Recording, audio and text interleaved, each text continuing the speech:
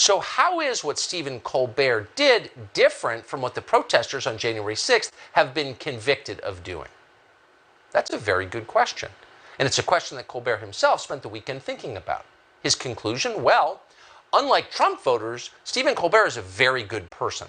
Therefore, any comparison to Trump voters is not simply ridiculous, it is a moral crime. Watch. Now, it's predictable why these TV talkers are talking like this on the TV. They want to talk about something other than the January 6th hearings on the actual seditionist insurrection that led to the deaths of multiple people and the injury of over 140 police officers. But drawing any equivalence between rioters storming our Capitol to prevent the counting of electoral ballots and a cigar-chomping toy dog is a shameful and grotesque insult to the memory of everyone who died. And it obscenely trivializes the service and the courage the Capitol Police showed on that terrible day. Yeah, it was a toy dog. It's shameful. In other words, when you criticize me, you're really criticizing the brave Capitol Police officers who arrested the people who worked for me, the ones who committed the crimes I asked them to commit. And I, for one, will not stand for that. That's what he just said. Now, what you have there is not so much an explanation. In fact, it doesn't explain anything. Instead, it's a master's class on whiny, rich, liberal self-righteousness. It's a distillation of a worldview that is so concise and so perfect, it is certain to be studied by cultural historians of the future seeking to understand how our civilization collapsed.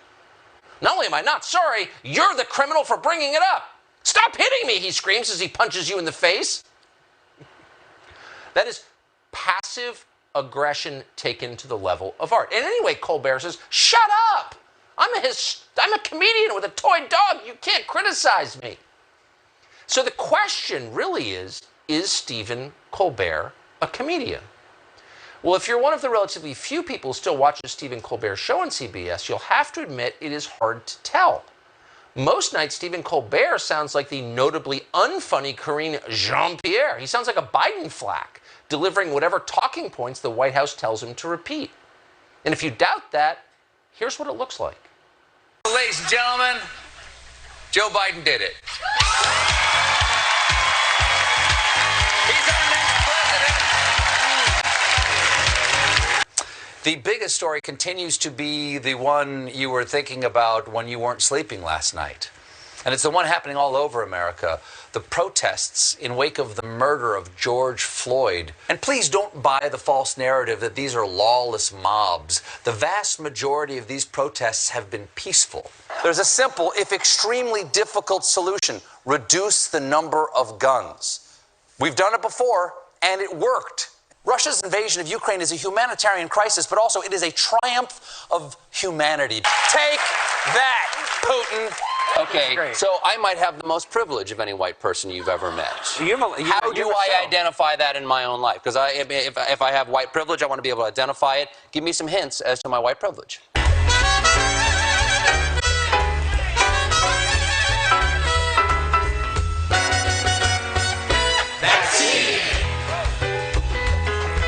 Get the vax, peasants! Surrender your guns. Support Ukraine. And remember, it's called Kyiv now.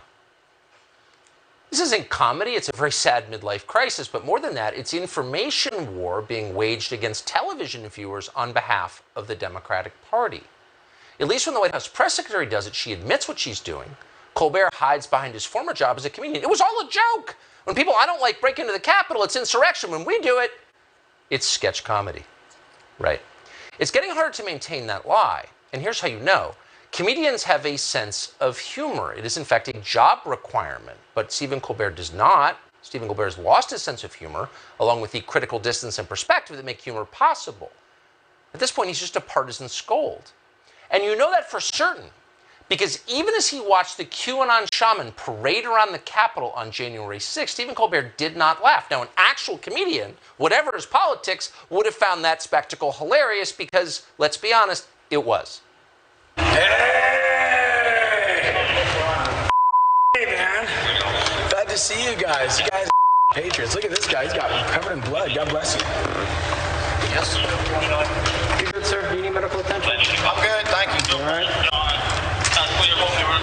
I got shot in the face. Where are they? I got shot in the face with some kind of plastic bullet.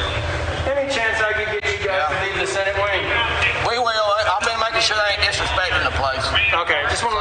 now. This is like the sacredest place. Hey! This is the guy in the bearskin and the horned hat. That's not hilarious? Yes, it is hilarious. No, he's a seditious insurrectionist, said Colbert. He needs to go to jail. He's a terrorist. And when he was sent to jail, Colbert applauded. Now, that's how Maoist cadres act. That's not how comedians act. So Stephen Colbert may be a late-night host still for some reason, but he has zero sense of humor. He ought to step aside and let some young person who still gets the joke to have the job, but he won't. Here was Colbert on November 6, 2020. Watch. And if you did not know that Joe Biden was getting close to 270, Donald Trump just provided all the proof you will ever need. True story. I'm wearing black tonight because I was getting dressed this afternoon, and I thought he might try some shenanigans, and it might be fitting to tell jokes while wearing something somber if he goes down that dark path. So we all knew he would do this.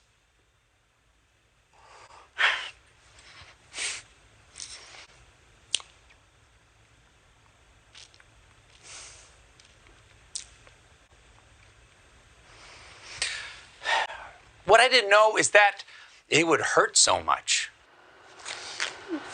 Those are real tears. The only real thing about that show. We're not trying to belabor the point, but the guy's not a comedian. You watch a comedian, you think, that guy's hilarious. I'd love to meet him. Imagine eating a meal with Stephen Colbert. Chances are you somehow offend him over the course of a typical dinner by saying something he finds offensive. What are the chances of that? 100%.